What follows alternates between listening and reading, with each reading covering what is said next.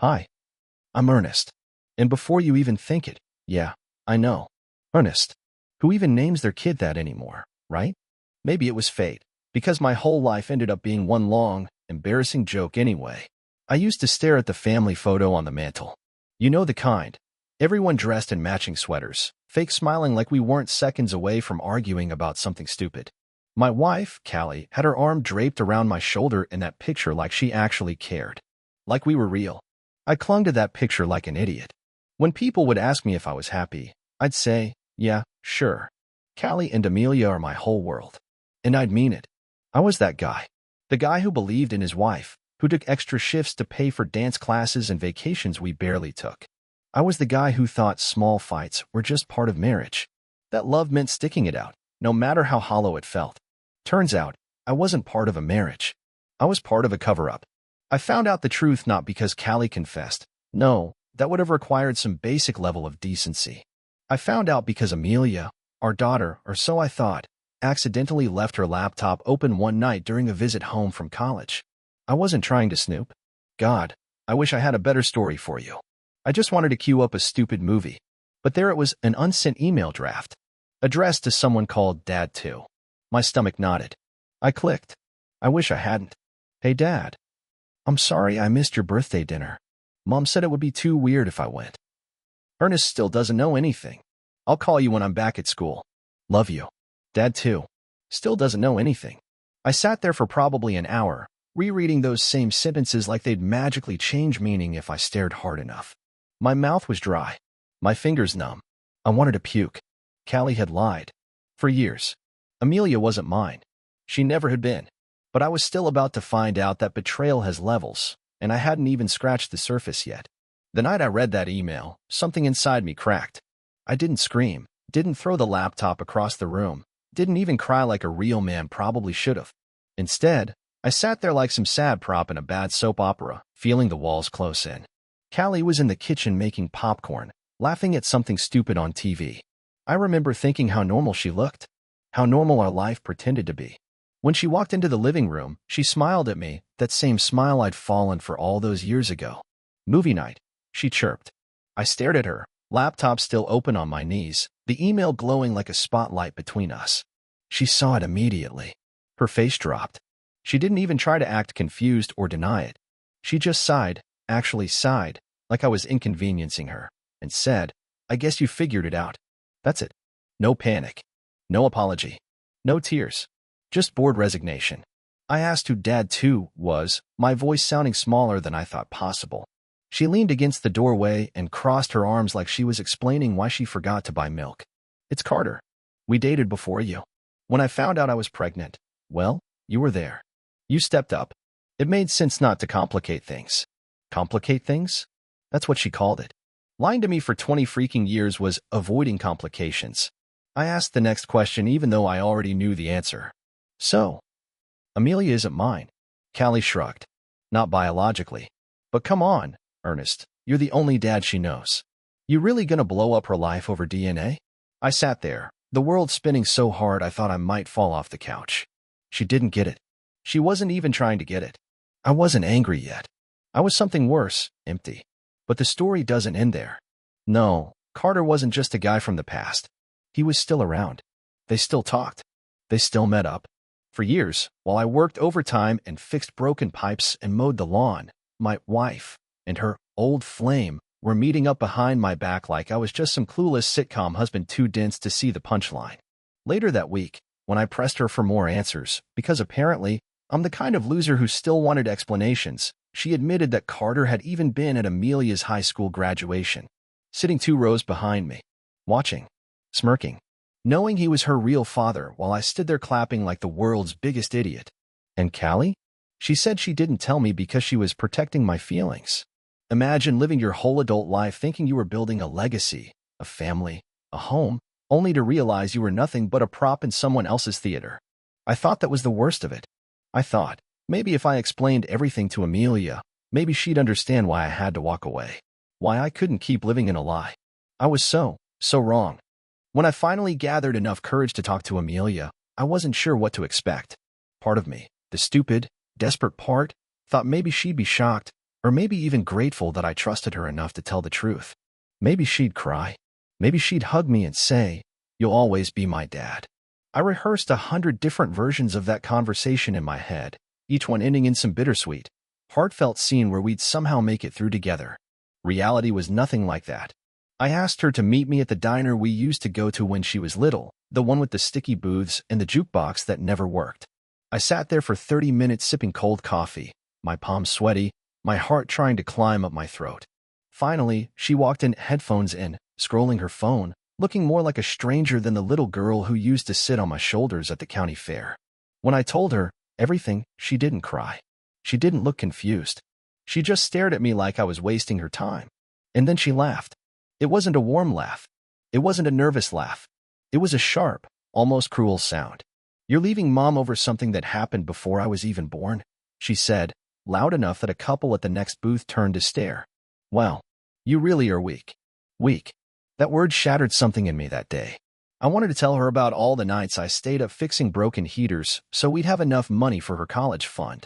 About the cars I never bought, the vacations we never took, the years I spent thinking I was enough, even when Callie made it so clear I wasn't. I wanted to scream that I wasn't leaving over just a small mistake. I was leaving because everything I had ever been told, everything I had ever believed, was a carefully spun lie. Instead, I just sat there. Because, truthfully, she wasn't wrong. I was weak. I had stayed far longer than I should have. I had accepted scraps and called it a feast. I had clung to a family that never really existed, because the idea of losing it terrified me more than the pain of living the lie. I slid a sealed envelope across the table, the DNA results, and a small piece of paper with Carter's address and phone number. I had looked it up, not because I wanted to punish her, but because she deserved to know the full truth if she ever cared enough to ask for it. "You have 30 minutes, I said, my voice so hollow it barely sounded like mine. "Pack your things." She stared at me like I was speaking another language. No pleading. No questions. Just cold, stunned silence. I stood up, dropped a crumpled 20 on the table for the untouched coffee, and walked out without looking back. The worst part? I don't think she even watched me leave. When I got home that night, the house already felt like it didn't belong to me. Every creak of the floorboards, every photo on the wall, every coffee mug in the cabinet, it was all part of some life I had been pretending to live for 20 years. I sat down on the couch, right where that old family photo used to hang above the fireplace. It wasn't there anymore. I guess Callie had taken it down a few days earlier, maybe already preparing for this moment. Maybe she had seen the unraveling long before I dared to admit it. I didn't know what I was expecting. Maybe I thought Amelia would storm in crying, or that Callie would call, begging for another chance. Maybe some dramatic confrontation. But there was nothing. Just silence. And an hour later, the quiet click of the front door opening. Amelia didn't say a word when she came in. She barely looked at me. She headed straight upstairs, grabbed 2 bags she must have packed earlier, and walked back out with the same indifference you'd have when leaving a hotel room after a weekend trip. No tears. No goodbye. She didn't even close the door behind her. I sat there staring at that open door for a long time. At first, I told myself I should be angry, that they didn't deserve a single more second of my life. But honestly, all I felt was this crushing sense of smallness. Like I had spent my whole life building a castle made of sand, only realizing too late that the tide was already coming in. A couple hours later, Callie came home. She stood in the doorway, saw the packed boxes and empty spaces where pictures used to be, and she smiled. Not a happy smile, a relieved one, like some heavy weight had finally been lifted off her shoulders. She didn't ask me to stay. She didn't ask me to fight for us. She just tossed her car keys on the table, shrugged, and said, "Guess you finally grew a spine." I wanted to say something cruel, something that would sting the way she deserved. But the truth was, I didn't have the strength left. Not anger. Not pride. Nothing. I just nodded, picked up my duffel bag, and left. No one followed me. No one even called out my name. I had been invisible for years. I just hadn't noticed until the moment I walked away. Outside, the night air was cold and sharp. My car, the one I had driven Amelia to ballet recitals and summer camps in, sat under the streetlight looking as tired as I felt. I slid behind the wheel, started the engine, and just sat there. Where do you even go when you realize you don't have a home anymore? I didn't drive far that night. Honestly, I didn't even know where I was going. Every street I passed looked the same, rows of houses glowing warmly from inside, families sitting down to dinner, kids laughing in their pajamas. I wondered if any of them were living real lives, or if they were just better at faking it than I was. Eventually, I ended up in the parking lot of a rundown motel off the highway. The kind of place where the ice machine is always broken and the carpets smell like mildew. I paid cash for a room that looked like it hadn't been cleaned properly since the 90s. It didn't matter. I wasn't planning on staying long. I sat on the edge of the stiff bed, staring at my phone, debating whether to call someone, anyone. Maybe my brother, even though we hadn't talked much since Dad's funeral. Maybe an old friend from high school. But who do you call when you realize you were never really first place in anyone's life? I didn't want pity. I didn't even want advice. I just wanted the world to stop spinning long enough for me to breathe. Instead of calling, I opened my banking app. I don't know why. Habit, maybe. Or denial. That's when I realized things were even worse than I thought. Almost all the money from our joint account was gone. Wiped out. Every dollar I had put away over the years, for retirement, for emergencies, for someday taking Amelia to Europe like I promised, just gone. I scrolled through the transactions with shaking fingers. There were dozens of withdrawals over the past few months. Hotel bills, shopping sprees, cash transfers to an account I didn't recognize. I didn't need a private investigator to figure it out. Callie had been preparing for this breakup long before I ever caught on. She was already building her new life. She just hadn't bothered to tell me I wasn't part of it. And me? I was the fool who still packed her lunch when she had late work nights. The fool who still kissed her forehead goodnight even when she turned away. I laughed, a bitter, ugly sound that echoed off the cheap motel walls. I wasn't just heartbroken. I was bankrupt. Financially. Emotionally. Completely. Somewhere between staring at my empty bank account and the stains on the motel ceiling, it finally hit me. They didn't just leave me. They gutted me clean. They made sure there was nothing left worth staying for. For the first time in years, I didn't feel sad. I didn't feel angry either. I felt free. Pathetic, broken, humiliated, but free. And maybe, just maybe, that was the start of something better. The next morning, I checked out of the motel without even bothering to take a shower. Everything smelled like disappointment anyway. I loaded my duffel bag into the back seat of my beat-up car, sat behind the wheel, and just stared at myself in the rearview mirror. I looked so much older than I remembered. Not just tired. Not just worn out. I looked hollow. I didn't know where to go. My brother lived 3 states away. My old friends had long since drifted off into their own lives. And honestly, I couldn't face anyone yet, not with this invisible scar across my chest that screamed, "You were never enough." So I drove around aimlessly, watching the sun climb into the sky and realizing for the first time that freedom can feel an awful lot like being completely lost. Around noon, my phone buzzed. It was a text from Callie. No apology. No explanation. Just a short, artless message. "I'll leave your stuff in the garage. Please pick it up by the weekend." That was it. 20 years of memories reduced to a pile of garbage she didn't even want inside the house anymore. Against my better judgment, I drove back. I pulled into the driveway like a thief sneaking up to his own house. The curtains were drawn tight. The front porch, where I used to string up Christmas lights while Amelia laughed at how terrible I was with ladders, looked abandoned. It struck me just how easily they had erased me from the picture. Like I was a bad dream they had finally woken up from. The garage door was already open. Inside, there were 3 battered cardboard boxes and a few garbage bags tied at the top. One of the boxes had my old bowling trophies poking out. Another had some of my clothes, wrinkled, smelling faintly of the house I no longer belonged to. In one of the bags, I saw the frame that once held our family portrait, now shattered. The glass was broken, the picture tossed inside like trash. I bent down and picked up the photo. In it, I was smiling like an idiot, holding Amelia on my shoulders while Callie hugged me from behind. All fake. All a lie. I stood there for a long time, holding that broken memory, until a voice broke the silence. Amelia. She was standing at the side door, arms crossed, her face cold and blank. "You don't have to make this dramatic," she said flatly. "Just take your stuff and go."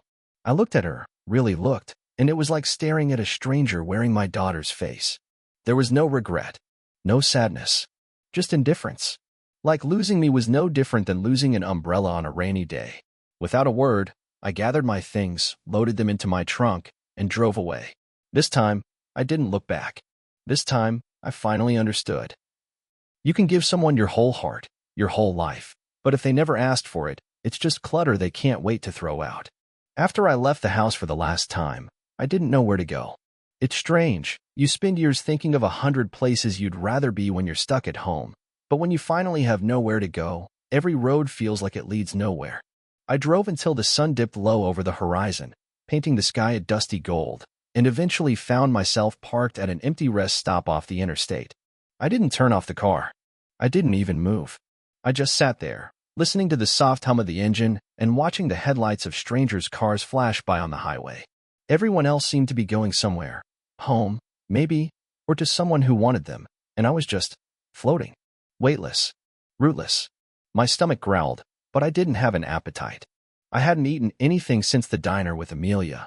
It's funny how betrayal robs you of even the most basic things: hunger, thirst, sleep. Your body keeps functioning, but your soul feels like it's evaporating, bit by bit. I thought about texting Callie again, asking why she had taken the money, why she had crushed everything we built. But deep down, I knew the truth. She didn't care. She probably never had. I was just a safe bet, a fallback plan. Someone steady enough to build a life with, but easy enough to leave when something better or easier came along. And Amelia, it hurt more than I could explain. I had loved that girl like my own blood. I had taught her to ride a bike, stayed up all night helping her build school projects, driven her halfway across the state for college tours. But in the end, blood was thicker than love. Carter was her real father, and whether she admitted it out loud or not, she had chosen him. Maybe I had never really had a place in her heart. Maybe I was just a convenient placeholder. I leaned my head back against the seat and closed my eyes. For a long time, I listened to the ticking of the cooling engine, the soft whip of the wind against the car, the thud of my own heart, slower now, heavier. Grief is a strange thing. It doesn't always hit you like a tidal wave. Sometimes it seeps into your bones slowly, like cold water, until you realize you're drowning and there's no one around to pull you out. Hours passed. Maybe it was just one. Maybe more. I don't know. Time felt strange. Meaningless. When I finally opened my eyes again, the parking lot was almost completely dark, the only light coming from a flickering lamppost overhead. I started the engine and pulled away from the curb, not because I had a destination, but because sitting still felt like giving up completely. I didn't know what the next day would look like. I didn't know if it would be better or worse. But as I drove into the darkness, one thing was certain. Whatever came next, it would have to be mine. Not built on lies. Not built on someone else's story. Mine. Even if I had to start from nothing. It's been 6 months since the night I left. 6 months of motel rooms, couch surfing, and cheap diners that all start to blur together after a while. 6 months of trying to rebuild something out of the wreckage, even when most days, I feel like all I have are the broken pieces. People tell you time heals. That eventually the memories will soften, that the hurt will dull into something manageable. But they don't tell you about the ghosts. They don't tell you that on some random Tuesday, you'll see a little girl riding on her dad's shoulders at the park, and it'll hit you like a freight train. They don't tell you that every time you smell a certain perfume or hear a certain song, it's like reopening the wound all over again. I don't hate Callie. I don't even hate Amelia. I hate myself. For staying too long. For loving too hard. For believing so blindly in something that was never real to begin with.